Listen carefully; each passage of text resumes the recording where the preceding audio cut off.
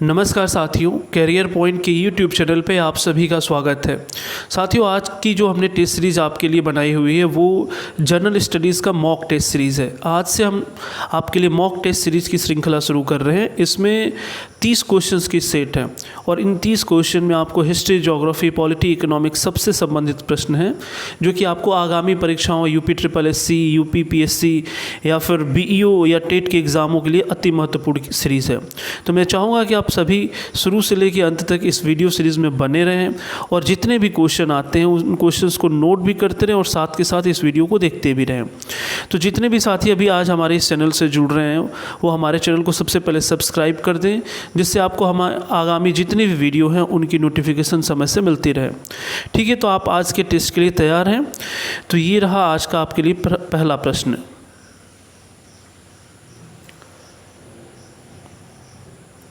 (1932) में स्थापित अखिल भारतीय अछूत विरोधी लीग के प्रथम अध्यक्ष थे।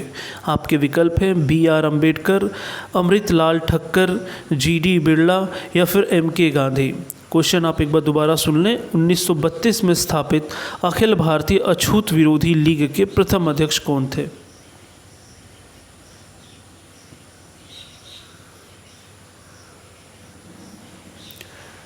आप सभी अपना आंसर जो है कमेंट सेक्शन में देते रहें, यहाँ लाइव चैट के थ्रू हमसे जुड़े और लास्ट में आप अपना टोटल मार्क्स बताएं कि आपने 30 क्वेश्चन में कितने क्वेश्चन सही किए हैं। देखिए, क्वेश्चन नंबर जो 1 है साथियों, इसका जो आंसर है वो है ऑप्शन C।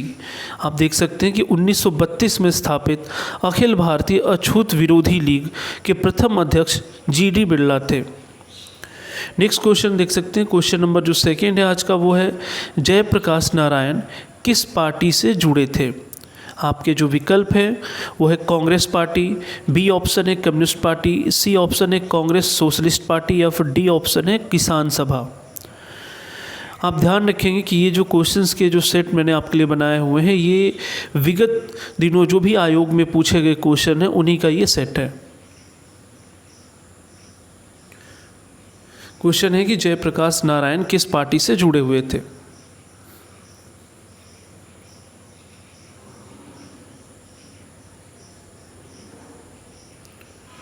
क्वेश्चन नंबर जो 2 है साथियों, इसका जो आंसर है वो है ऑप्शन C यानी कांग्रेस सोशलिस्ट पार्टी।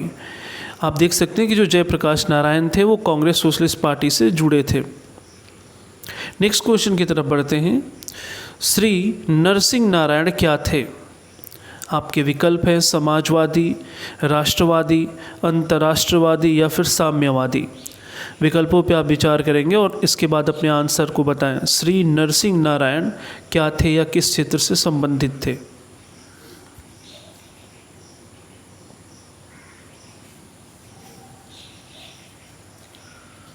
इस प्रैक्टिस सेट में हमने ये भी प्रयास किया हुआ है कि हम उन क्वेश्चंस को भी आपके सामने लाएं जो अक्सर ऐसे होते हैं जिन पे आपका ध्यान नहीं जाता और परीक्षाओं में अक्सर इन क्वेश्चन से आपका सामना होता है। देखिए, क्वेश्चन नंबर जो 3 है साथियों, इसका जो आंसर है वह ऑप्शन A।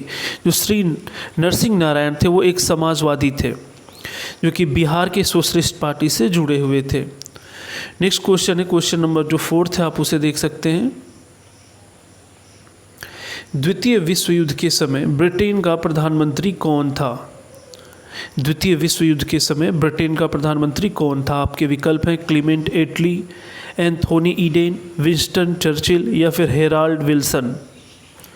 आपको प्रधानमंत्री का नाम भी बताना है तथा ये भी बताना है कि द्वितीय विश्व युद्ध कब प्रारंभ हुआ। एक क्वेश्चन में आपको एक्स्ट्रा इसमें ऐड कर रहा हूँ कि सेकेंड वर्ल्ड वॉर कब से कब तक हुआ था।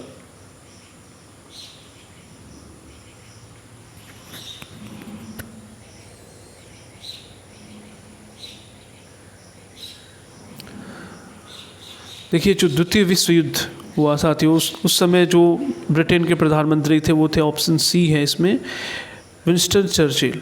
आप देख सकते हैं उनके बारे में यहाँ पे डिटेल। विंस्टन चर्चिल जो द्वितीय विश्व युद्ध जो 1939 से लेकर 45 के दौरान चला था उस समय ब्रिटेन के ये प्रधानमंत्री थे। इनका कार्यकाल वर्ष 1940 से 45 तक था। तो आप ध्यान रखेंगे कि जो विंस्टन चर्चिल थे वही सेकेंड वर्ल्ड वॉर के समय ब्रिटेन के प्रधानमंत्री थे। और आप यहाँ एक बात और ध्यान रखेंगे, जो प्रथम विश्व युद्ध हुआ, तो प्रथम विश्व युद्ध जब 1914 से 17 के बीच हुआ था, तो प्रथम विश्व युद्ध की समाप्ति पे सभी देशों के बीच एक शांति सामंजस्य बना रहे, उसके लिए लीग ऑफ नेशन की घोषणा हुई थी, यानी राष्ट्र संघ की। लेकिन जब सेकेंड वर्ल्ड वॉर होता है तो उस लीग ऑफ नेशन का नाम बदलकर संयुक्त राष्ट्र संघ हो जाता है, जिसे आप आज यूएन कहते हैं, जो कि कभी भी दो देशों के बीच युद्ध होने से पहले की स्थिति को रोकने का प्रयास करता है।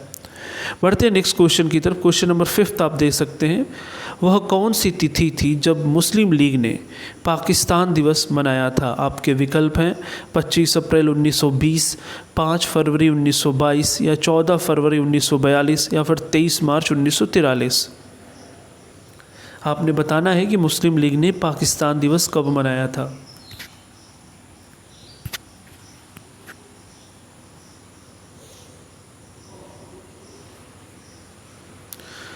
आप जितने भी नए साथी हमारे इस चैनल से जुड़ रहे हैं, आप हमारे संविधान, हिंदी या फिर मैथ्स जो भी सीरीज़ आप चाहते हैं इस चैनल पर देखना, तो आप हमारे प्लेलिस्ट में जा सकते हैं। वहाँ पे मैंने प्लेलिस्ट में हर एक वीडियो को एक सिस्टमेटिक ढंग से आपको रखा हुआ है, तो आप वहाँ से जाके सीरीज़ को देख सकते हैं।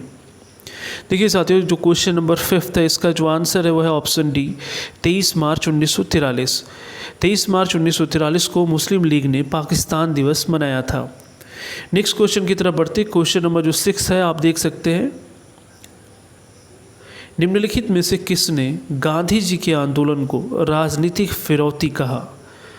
आपके विकल्प हैं Lord Chelmsford, Lord Wavell, Lord Linlithgow या फिर डी ऑप्शन है लॉर्ड मॉन्टेग्यू। क्वेश्चन एक बार मैं रिपीट कर देता हूं कि निम्नलिखित में से किसने गांधी जी के आंदोलनों को राजनीतिक फिरौती कहा?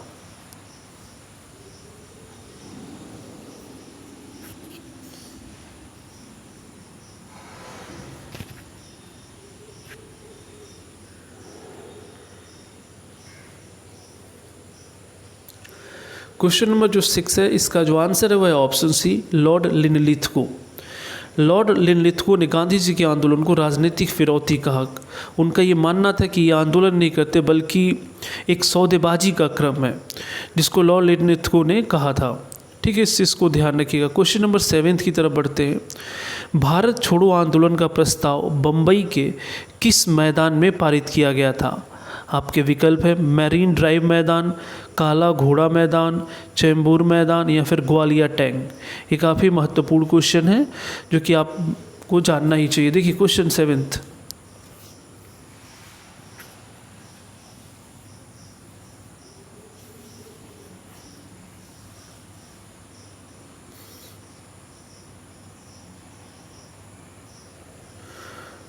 और आपको साथ ही साथ ये भी बताना है कि भारत छोड़ो आंदोलन जो है, एक क्वेश्चन में इसमें ऐड कर रहा हूँ, आप ध्यान से सुनिएगा कि भारत छोड़ो आंदोलन जो है ये किस वर्ष प्रारंभ हुआ था। क्वेश्चन नंबर 7 का आंसर देने के साथ साथ आपको ये भी बताना है कि जो भारत छोड़ो आंदोलन है वो किस वर्ष प्रारंभ हुआ था।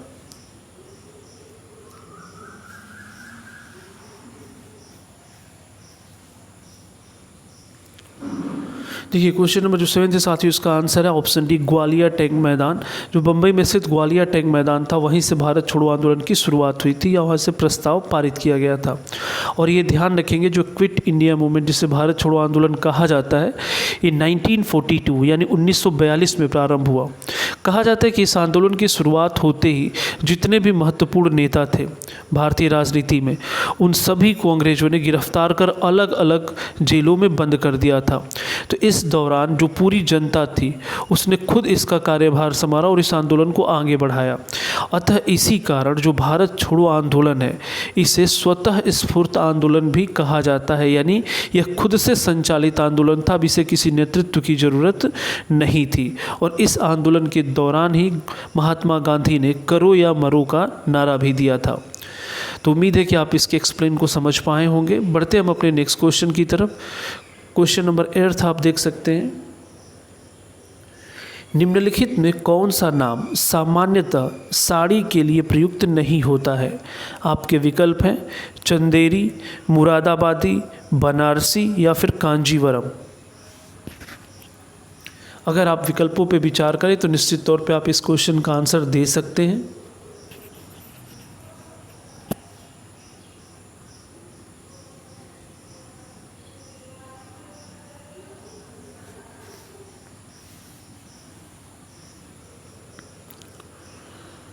हमने बताना था कि निम्नलिखित में से कौन सा नाम सामान्यतः साड़ी के लिए प्रयुक्त नहीं होता है। आप देखेंगे कि चंदेरी की साड़ियाँ, बनारसी साड़ियाँ या कांजीवरम की प्रसिद्ध साड़ियाँ ये चर्चित है, जबकि ऑप्शन जो बी है मुरादाबादी, ये सामान्यतः साड़ियों के लिए नाम प्रयुक्त नहीं होता। आप इसके बारे में समझ सकते हैं। सिटी ऑफ ब्रॉन्ज की संज्ञा से अभिहित मुरादाबाद साड़ी के लिए नहीं अपितु पीतल के बर्तनों के लिए प्रसिद्ध है, इसलिए इस क्वेश्चन का जो आंसर होगा वो ऑप्शन बी मुरादाबादी। नेक्स्ट क्वेश्चन आप देख सकते हैं, क्वेश्चन नंबर जो 9 है, डायमंड हार्बर तथा साल्ट लेक सिटी कहाँ अवस्थित है? आपके विकल्प है कैलिफोर्निया, फ्लोरिडा, हांगकांग या फिर डी ऑप्शन कोलकाता। आपने बताना है कि डायमंड हार्बर तथा साल्ट लेक सिटी कहाँ स्थित है।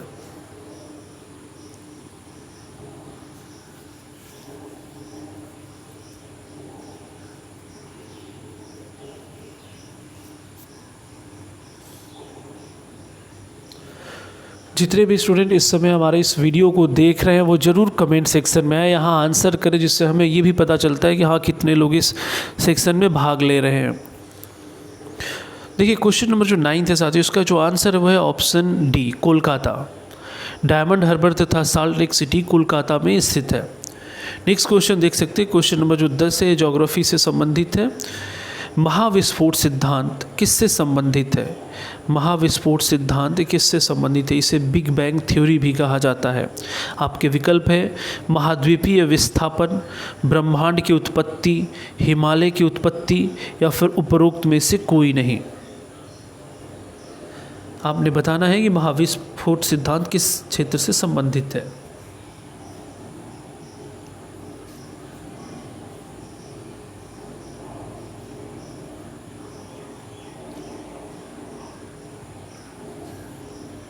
देखिए क्वेश्चन नंबर जो 10 है साथियों, इसका जो आंसर है वह है ऑप्शन बी ब्रह्मांड की उत्पत्ति, जो यूनिवर्सल थ्योरी है यानी ब्रह्मांड की उत्पत्ति से संबंधित थ्योरी है, जिसे महाविस्फोट या बिग बैंग थ्योरी भी कहा जाता है। इस थ्योरी को जो प्रतिपादित किया था वो जॉर्ज लैमेंटर जो वैज्ञानिक थे, उन्होंने इसे प्रतिपादित किया था। तो आप ध्यान रखेंगे महाविस्फोट ब्रह्मांड की उत्पत्ति, आकाशगंगा तथा सौर मंडल की उत्पत्ति से संबंधित है। बढ़ते हम अपने नेक्स्ट क्वेश्चन की तरफ। क्वेश्चन नंबर जो 11 है उसे आपने बताना है कि किसने सर्वप्रथम यह स्थापित किया कि सभी ग्रह सूर्य की परिक्रमा करते हैं। आपके जो विकल्प हैं वो है निकोलस कापरनिकस, जे कैपलर, सी गैलीलियो या फिर डी ऑप्शन है इमैनुअल कांट। अब आप चारों विकल्पों को एक साथ देख सकते हैं यहाँ पे, निकोलस कापरनिकस, जे कैपलर, सी गैलीलियो या फिर इमैनुअल कांट।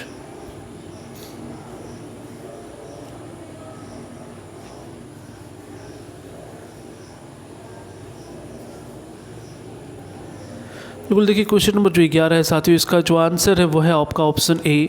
सर्वप्रथम निकोलस कापरनिकस ने यह स्थापित किया कि पृथ्वी सहित सभी ग्रह सूर्य की परिक्रमा करते हैं। बढ़ते हम अपने नेक्स्ट क्वेश्चन की तरफ।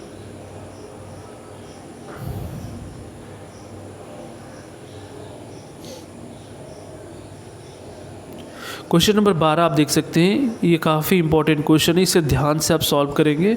भारतीय संविधान की प्रस्तावना के संदर्भ में निम्नलिखित में से कौन सा कथन सही नहीं है? आपके विकल्प हैं, यह पंडित नेहरू के उद्देश्य प्रस्ताव पर आधारित है, इसकी प्रकृति न्याय योग्य नहीं है, यह संविधान का अंग नहीं है, या फिर डी ऑप्शन है इसका संशोधन केवल एक बार किया गया है। आपने बताना है कि निम्न कथनों में से कौन सा कथन सही नहीं है।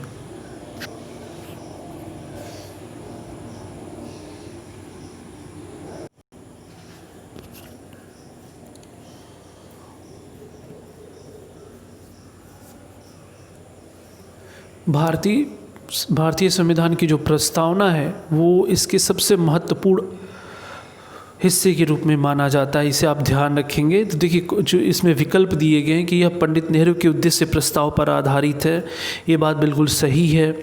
इसकी प्रकृति न्याय योग्य नहीं है, यहाँ पे ये कथन क्या है, गलत है। आप पहले यहाँ पे ध्यान से समझेंगे। इसका जो विकल्प है वो है ऑप्शन सी पूछा था क्वेश्चन कि भारतीय संविधान की प्रस्तावना के संदर्भ में निम्नलिखित में कौन सा कथन सही नहीं है।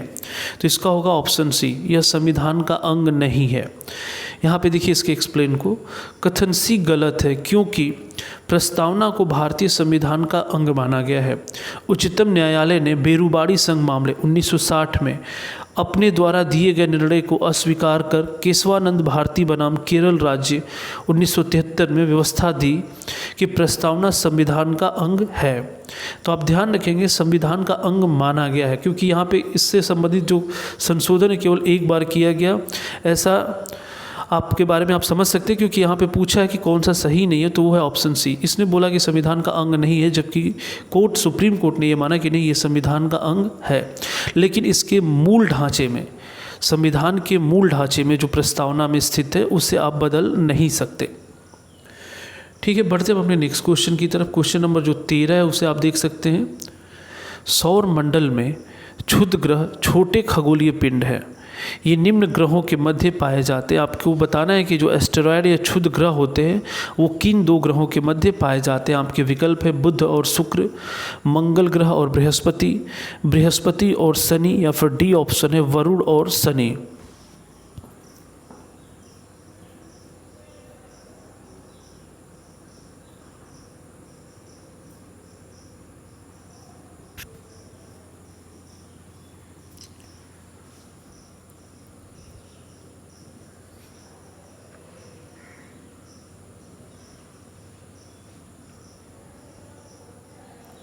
देखिए जो सौर मंडल में जो सबसे मुखिया होता है वो कहा जाता है सूर्य को, सन। उसके बाद जो ग्रहों का क्रम है वहाँ पे उसके बाद है बुध, शुक्र, पृथ्वी, मंगल, और मंगल के बाद यहाँ पे एक गैप है जिससे कहा जाता है कि यहाँ पे क्षुद्र ग्रह पाए जाते हैं। यानी आप देखेंगे बुध, शुक्र, पृथ्वी, मंगल, इसके बाद है बृहस्पति, शनि, अरुण व वरुण और सन, और इसके बाद आपको पता है प्लूटो को ग्रहों की श्रेणी से हटा दिया गया। तो वर्तमान समय में 8 प्रमुख ग्रह हैं जो सूर्य की परिक्रमा करते हैं।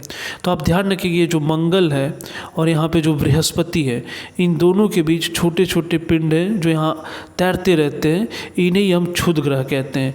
यानी क्वेश्चन नंबर जो 13 है इसका जो आंसर होगा वो होगा ऑप्शन बी। तो ध्यान रखेंगे, देखिए यहाँ पे इसके एक्सप्लेन को आप देख सकते हैं कि क्षुद्र ग्रह मंगल और बृहस्पति ग्रहों के मध्य पाए जाते हैं। बढ़ते हम अपने नेक्स्ट क्वेश्चन की तरफ। क्वेश्चन नंबर जो 14 है उसे आप देख सकते हैं। निम्नलिखित में से किस अफ्रीकी देश की सीमा भूमध्य सागर से नहीं मिलती है। आपके विकल्प है अल्जीरिया, चाड, मोरक्को, या फिर जो डी ऑप्शन है आपका वो है ट्यूनीसिया। एक बार आप क्वेश्चन को देख सकते हैं। निम्नलिखित में से किस अफ्रीकी देश की सीमा भूमध्य सागर से नहीं मिलती है।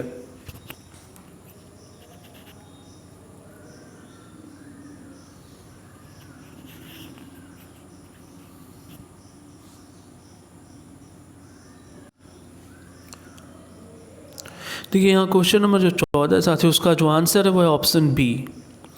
चाड की जो सीमा है वो भूमध्य सागर से नहीं मिलती है, और चाड एक स्थल रुद्ध देश है। स्थल रुद्ध देश का मतलब ये होता है लैंड लॉक, जिसे बोला जाता है जो चारों तरफ से स्थल से घिरा हो।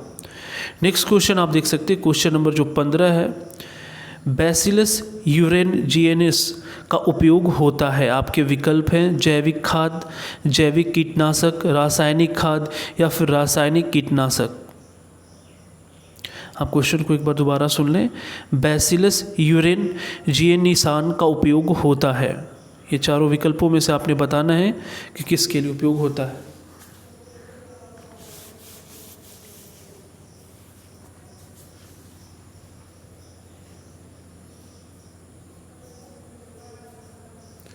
ऐसे कुछ क्वेश्चन जो होते हैं जो आप अक्सर नहीं सॉल्व किए होते, तो ऐसे क्वेश्चंस को आप ज़रूर आप एक नोट्स रखें साथ में, जिन्हें नोट करते रहें, और आगे चल के ऐसे बहुत सारे यूनिक क्वेश्चंस के कलेक्शन आपके पास हो जाएंगे।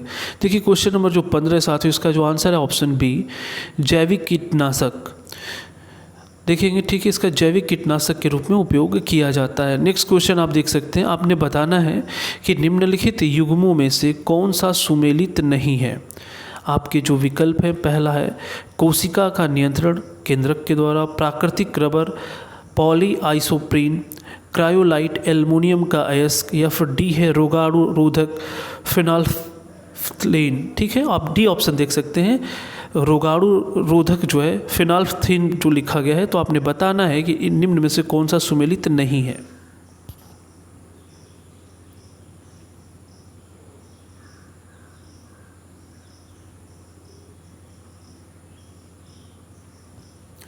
देखिए क्वेश्चन नंबर जो 16 है, इसका जो आंसर है वह है ऑप्शन डी। जो फिनाल्फ्थलीन है का प्रयोग प्रायः अम्ल क्षार के अनुमापन के एक संकेतक के रूप में किया जाता है, ये रोगाणु रोधक नहीं है। तो इसलिए इस क्वेश्चन का जो सुमेलित नहीं ऑप्शन है वह है ऑप्शन डी। बढ़ते हम अपने नेक्स्ट क्वेश्चन की तरफ। क्वेश्चन नंबर जो 17 है उसे आप देख सकते हैं, ये भी कई बार आयोग के एग्जाम में पूछा गया है। निम्न में से कौन से जीव में रक्त नहीं होता किंतु वह सांस लेता है? हाइड्रा, तिलचट्टा, केचुआ या फिर मछली?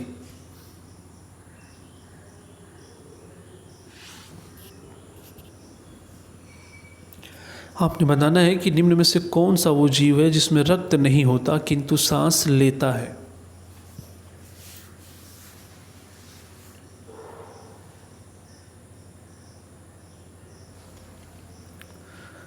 देखिए क्वेश्चन नंबर जो 17 है, इसका जो आंसर है वह है ऑप्शन ए, हाइड्रा। इसके बारे में आप देख सकते हैं कि हाइड्रा में श्वसन अंग तथा रक्त प्रणाली अनुपस्थित होती है। हाइड्रा में श्वसन विसरण के माध्यम से होता है। नेक्स्ट क्वेश्चन देख सकते हैं, क्वेश्चन नंबर जो 18 है, कौन सा दिन डायबिटीज़ दिवस के रूप में जाना जाता है? आपके विकल्प हैं 14 फरवरी, 14 मई, 14 सितंबर या फिर 14 नवंबर। यहाँ आप चारों विकल्पों को देख सकते हैं कि कौन सा दिन डायबिटीज़ दिवस के रूप में जाना जाता है। आपके विकल्प है 14 फरवरी, 14 मई, 14 सितंबर या फिर 14 नवंबर।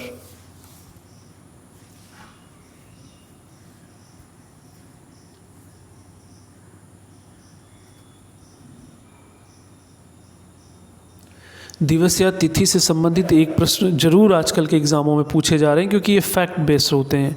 यानी आपने पता है तो फिर आपके क्वेश्चन सही है, नहीं पता है तो फिर आप इसमें अनुमान नहीं लगा सकते। देखिए क्वेश्चन नंबर जो 18 है, इसका जो आंसर है वह है ऑप्शन डी, 14 नवंबर, जिसे विश्व मधुमेह दिवस प्रतिवर्ष 14 नवंबर को मनाया जाता है।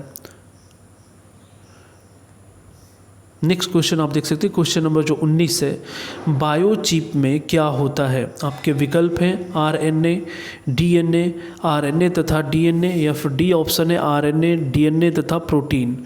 आपने बताना है कि बायोचिप में क्या होता है।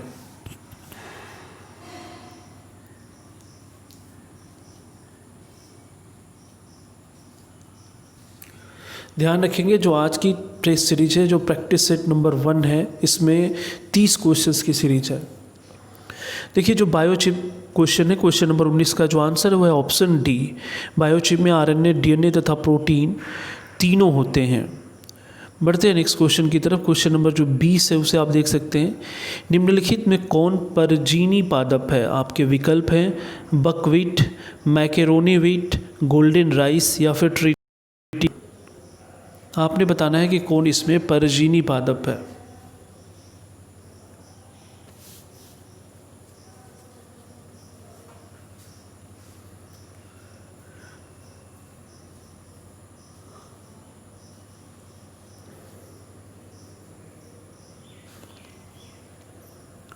देखिए इस क्वेश्चन का जो आंसर है वह है ऑप्शन सी, गोल्डन राइस एक परजीवी या ट्रांसजेनिक पादप है। ये क्वेश्चन भी कई बार पूछा गया है, तो आप इसे जरूर नोट रखेंगे। नेक्स्ट क्वेश्चन की तरफ बढ़ते, क्वेश्चन नंबर जो 21 है, निम्नलिखित में से कौन सा सदाबहार फल वृक्ष है? आपके विकल्प हैं सेब, बी ऑप्शन है बादाम, सी ऑप्शन है आड़ू या फिर डी ऑप्शन है लोकाट। आपको बताना है कि कौन सा सदाबहार फल वृक्ष है।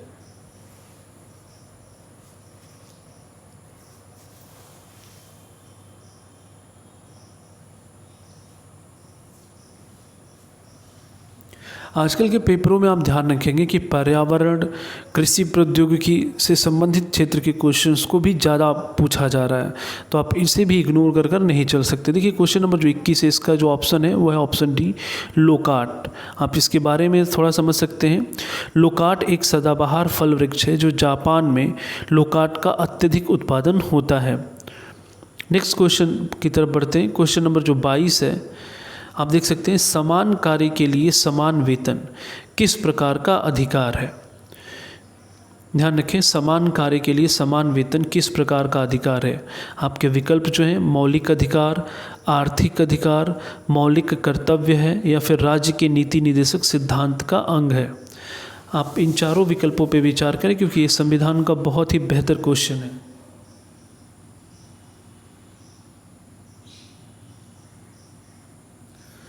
आप सभी एक बार इस वीडियो को ज़रूर लाइक कर दीजिए, अभी कर दें या फिर वीडियो के कंप्लीट होने पे एक बार लाइक ज़रूर करें आप।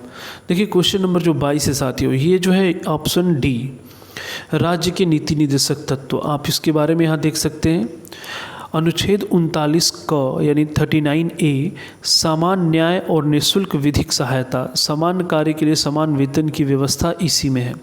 तो यहाँ मैं आपसे एक क्वेश्चन और करना चाहूँगा, आप ध्यान से सुनेंगे और कमेंट सेक्शन में बताएं कि जो राज्य के नीति निर्देशक सिद्धांत है ये किस देश से लिया गया है। भारत के संविधान में DPSP यानी राज्य के नीति निर्देशक तत्व जो हैं वो किस देश से लिया गया है, इसका स्रोत कहाँ से? आप सभी आंसर बताएं।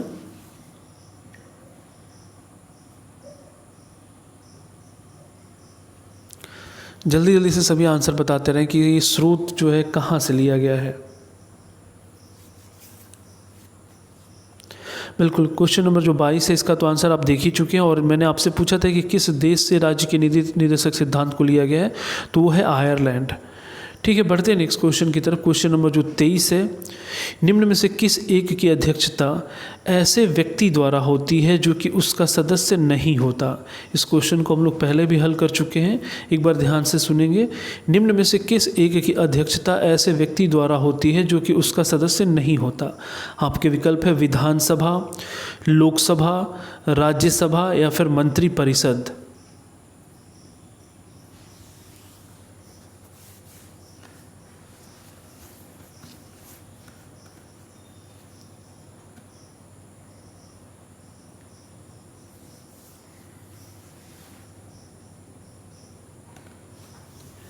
देखिए साथियों, क्वेश्चन नंबर जो 23 है इसका जो आंसर है वो है ऑप्शन सी, राज्यसभा। आप यहाँ ध्यान रखेंगे विधानसभा जो राज्यों में पाई जाती है तो विधानसभा का जो अध्यक्ष होता है वो उसी सभा के सदस्यों के बीच से चुना जाता है, जबकि केंद्र में जो संसद का अंग लोकसभा है, लोकसभा का भी जो अध्यक्ष होता है वो लोकसभा के सदस्यों के द्वारा प्रोटेम स्पीकर द्वारा चुना जाता है।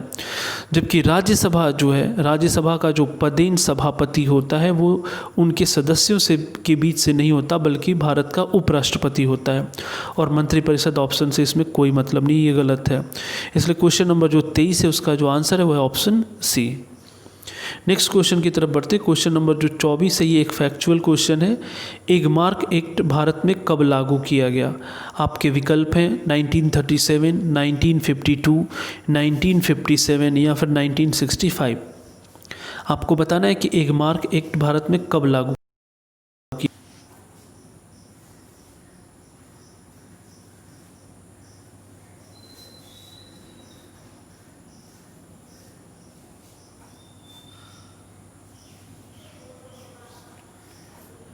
देखिए क्वेश्चन नंबर जो 24 इसका जो आंसर है वो है ऑप्शन एक। एगमार्क एक्ट वैधानिक रूप से 1937 से अस्तित्व में आया। यहाँ मैं आपसे ये भी पूछना चाहूँगा, आप ध्यान से सुने उसका आंसर करें कि जो एगमार्क है यानी ये जो मार्क या चिन्ह जो दिया जाता है ये किस क्षेत्र के लिए दिया जाता है, यानी किस पे एगमार्क का निशान लगाया जाता है।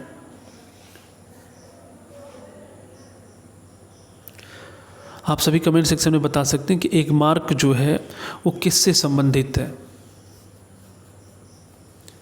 देखिए जो एगमार्क है वो खाद्यान्न शुद्धता से संबंधित है। जो भी खाद्यान्न की वस्तुएं होती हैं उनके ऊपर एगमार्क यानी एग्रीकल्चर से रिलेटेड जो होते हैं वो मार्का लगाया जाता है। इसके साथ साथ एक इको मार्क होता है। इको मार्क यानी इकोलॉजिकल मार्क यानी जो भी पर्यावरण शुद्धता से संबंधित होते हैं उन्हें इको मार्क कहा जाता है। एक होता है हॉल मार्क जो स्वर्ण आभूषण की शुद्धता से संबंधित होता है, उसे हम हॉल मार्क कहते हैं।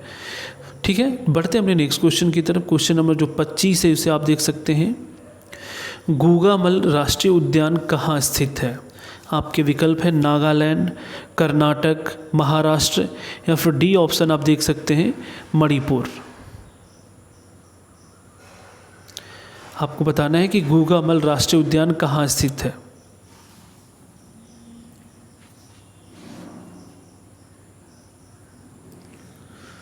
देखिए क्वेश्चन नंबर जो 25 है साथियों, इसका जो आंसर है वह है ऑप्शन सी, महाराष्ट्र।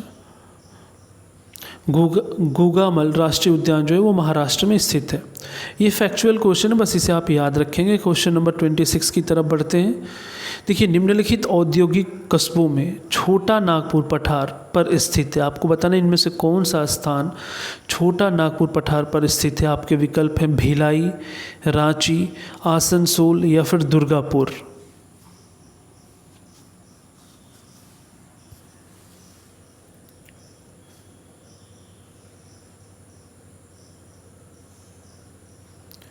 देखिए क्वेश्चन नंबर जो 26 है साथियों, इसका जो आंसर है वह है ऑप्शन बी। रांची जो है वर्तमान झारखंड की राज्य की राजधानी है, जो कि छोटा नागपुर के पठार पर अवस्थित है। नेक्स्ट क्वेश्चन जो है क्वेश्चन नंबर 27, यहाँ देख सकते हैं कि नाबार्ड अस्तित्व में आया, यानी नाबार्ड की स्थापना कब हुई थी। आपके विकल्प हैं 1979, 1980 या फिर 1981 या फिर डी ऑप्शन है 1982। नाबार्ड जो कि आप देखेंगे कृषि क्षेत्र से संबंधित है और उन्हें उनकी मदद के लिए संस्था बनाई गई है, जिसका मुख्यालय मुंबई में स्थित है। आपको बताना है कि नाबार्ड का अस्तित्व कब हो आया।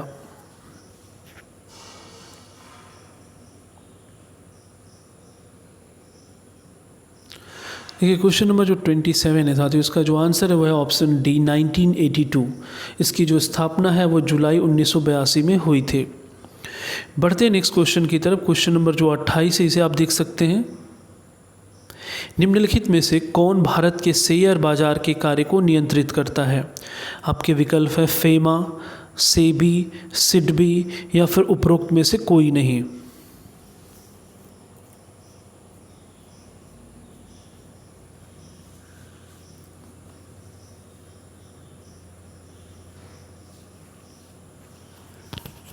ये इकोनॉमिक्स से संबंधित प्रश्न है, जो कि क्वेश्चन है आपसे कि भारत के शेयर बाजार को के कार्यों को कौन नियंत्रित करता है। देखेंगे जो क्वेश्चन नंबर 28 है साथियों, इसका जो आंसर है वह है ऑप्शन बी, सेबी। भारत के शेयर बाजार के कार्य को सेबी के द्वारा नियंत्रित किया जाता है। जो सेबी होती है इसे security exchange board of India भी कहा जाता है। बढ़ते हैं हम अपने नेक्स्ट क्वेश्चन की तरफ। क्वेश्चन नंबर जो 29 है उसे आप देख सकते हैं। भारत अंतर्राष्ट्रीय लोकतंत्र और चुनाव प्रबंधन, एक बार आप क्वेश्चन पूरा देख ले एक साथ। भारत अंतर्राष्ट्रीय लोकतंत्र और चुनाव प्रबंधन संस्थान कहाँ स्थित है। आपके विकल्प हैं नई दिल्ली, मुंबई, चेन्नई या फिर डी ऑप्शन है चंडीगढ़। क्वेश्चन थोड़ा मिनिमाइज हो गया ऊपर का, आप उससे सुन सकते हैं कि भारत अंतर्राष्ट्रीय लोकतंत्र और चुनाव प्रबंधन संस्थान कहाँ स्थित है।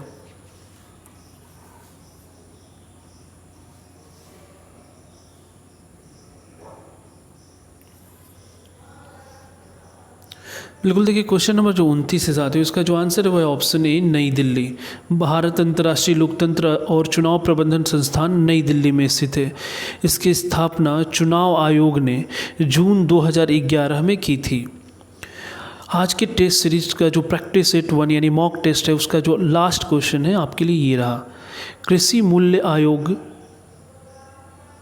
की स्थापना किस वर्ष की गई। आपके विकल्प है 1955, 1965, 1970 या फिर डी ऑप्शन है 1973। आपको बताना है कि कृषि मूल्य आयोग की स्थापना कब की गई थी।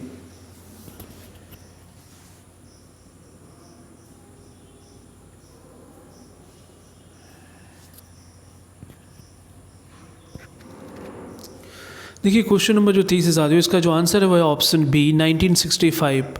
1965 में कृषि मूल्य आयोग की स्थापना की गई थी। तो ये तो रहा आज के मॉक टेस्ट नंबर 1 का 30 क्वेश्चंस की जो श्रृंखला थी। अब आप सभी साथी, मैं उम्मीद करता हूँ कि आप कमेंट बॉक्स में ये ज़रूर बताएं कि आपको आज की जो टेस्ट सीरीज है उसके क्वेश्चन कैसे लगे, उसके एक्सप्लेनेशन से आपको कितनी समझ हुई।